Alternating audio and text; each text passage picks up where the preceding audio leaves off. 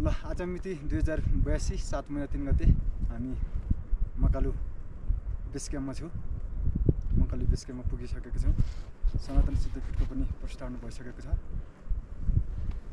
र अहिले हामी मकालु बेस क्याम्पमा छौँ। यहाँको पर्यटकीय क्षेत्रमा हाम्रो स्थानीय दाइको नाम? मेरो नाम पासाङ शेर्पा दाइ हुनुहुन्छ।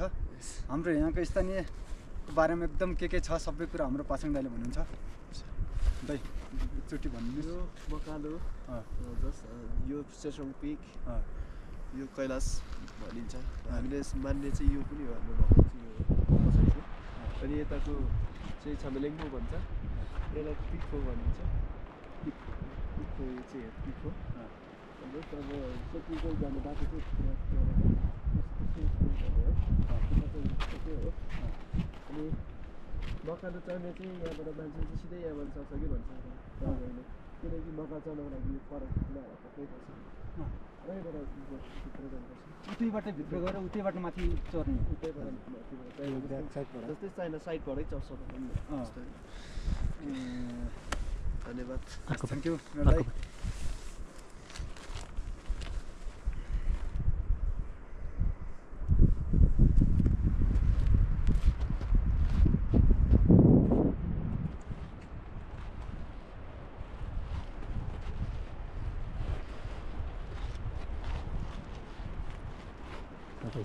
पछाडि हुँदो रहेछ।